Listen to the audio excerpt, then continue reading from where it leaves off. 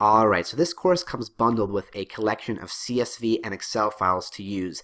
These are basically storing the data sets that we'll be molding and manipulating as we move throughout the modules in this course. And everything is bundled and zipped up together in this single download, which is the pandas.zip file. So once it's downloaded to your computer, I have it dragged here to my desktop. You can just unpack it by double-clicking on it, and it's going to give you a pandas folder.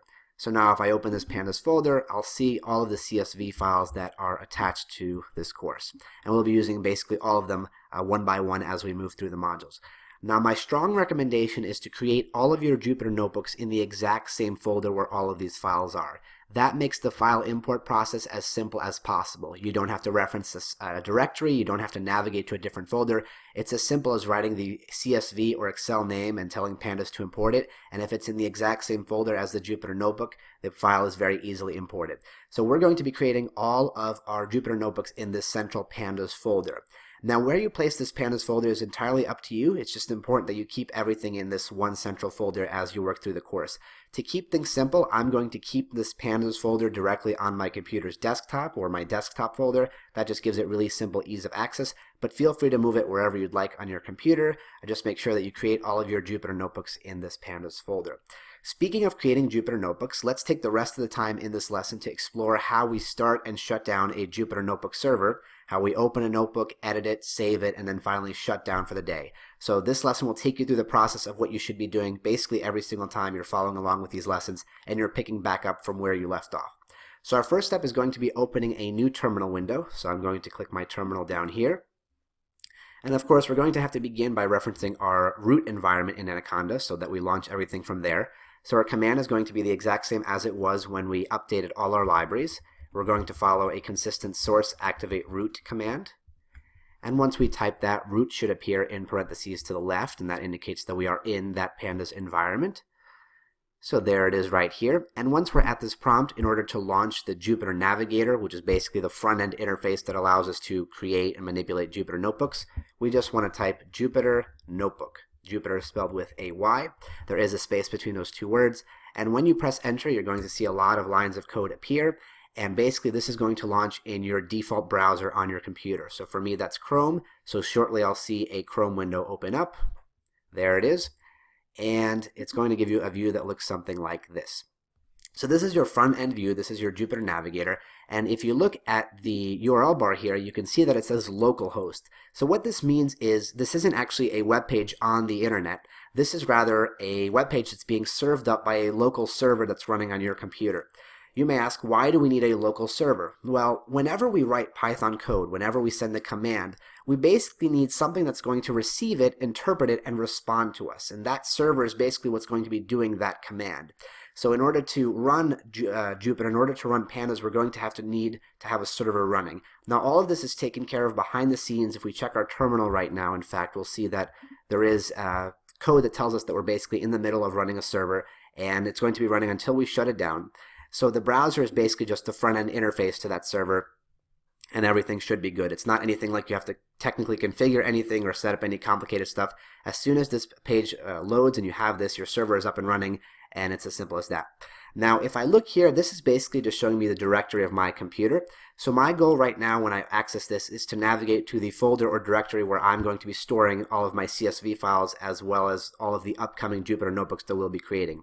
So as I mentioned, for myself, I stored my pandas folder rather on my desktop. So I'm going to click desktop, and there's my pandas folder. And here I see all of my CSV and Excel files listed right here. So right here is where I want to create all of my Jupyter notebooks throughout the course. How do we create a Jupyter notebook?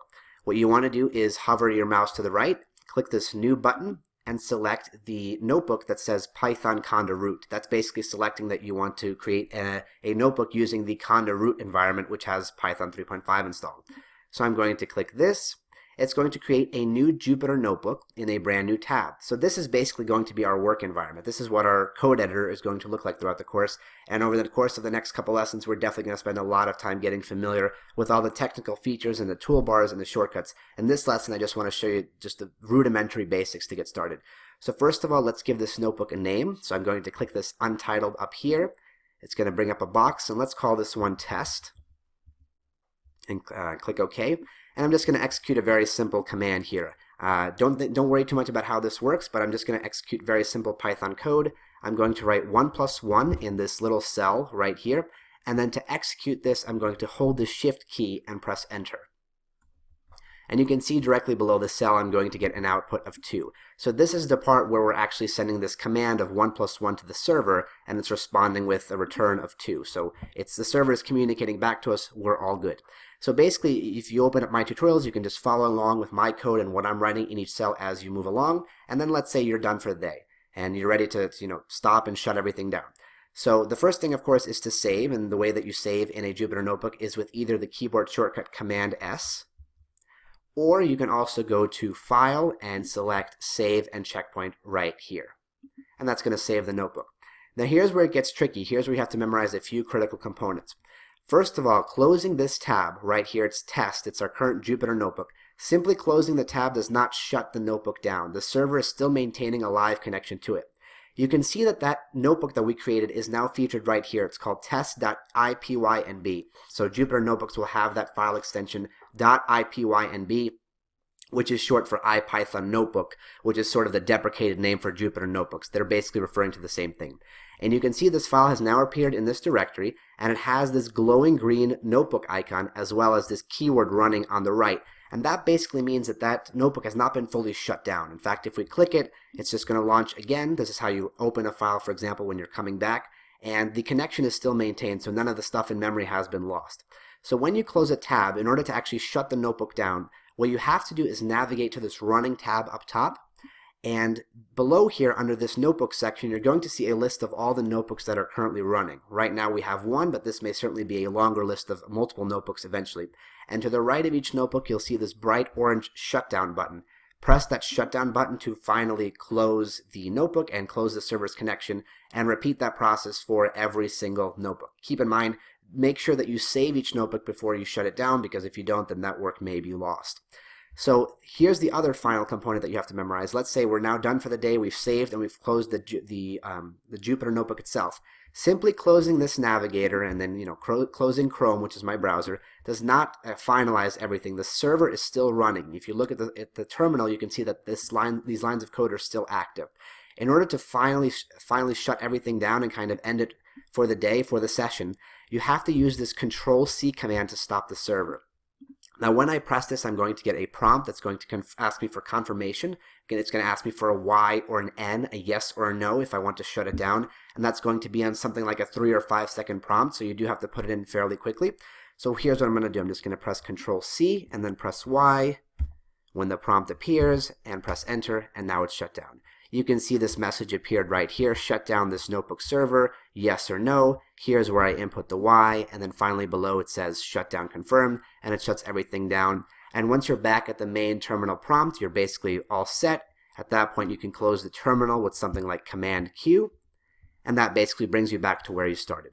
So this will basically be your process at the start of each day. You're going to open the terminal, you're going to type that source activate root command followed by Jupyter Notebook. That's going to open the Jupyter Navigator, which is basically the view of your computer. In that view, you want to navigate to the folder where you have all of your CSV files and what will be your Jupyter Notebooks. Here I actually have my test notebook right here, so let me go ahead and delete it since we're not going to be needing it. So let me just move it to trash. But once you navigate to this folder, you want to either create the Jupyter Notebook if it's brand new, or simply open the old one that you were working with. At that point, you're going to work and create some new cells and execute some Python code. Make sure you save for the day, then close that notebook tab, and then remember to navigate to that running tab in the main Jupyter Navigator and click the orange shutdown button to finalize the shutdown.